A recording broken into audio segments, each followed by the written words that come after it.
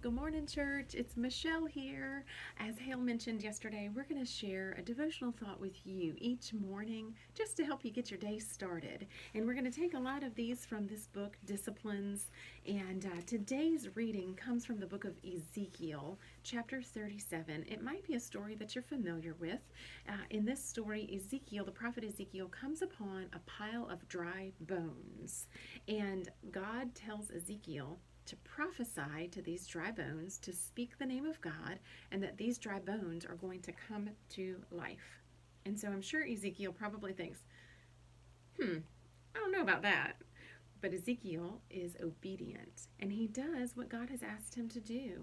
So Ezekiel prophesies to this pile of dry bones. He speaks the name of God, and sure enough, these dry bones fit themselves together and skin grows, and these dry bones come to life. Now, in our own humanity, we can't quite understand that. That doesn't make sense to us, but it makes sense to God because God asked Ezekiel to do something that didn't make sense to him, but God was obedient in following through.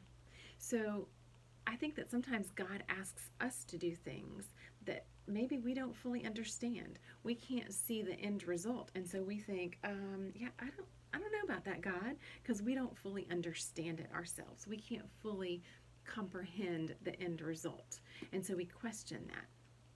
But that's not what God calls us to do. God calls us to be faithful in whatever He asks us to do. The last couple sentences of the devotion today says, "The present is the only moment when faith can take action." Faith doesn't happen in the future. Right now, the present is the only moment when faith can take action.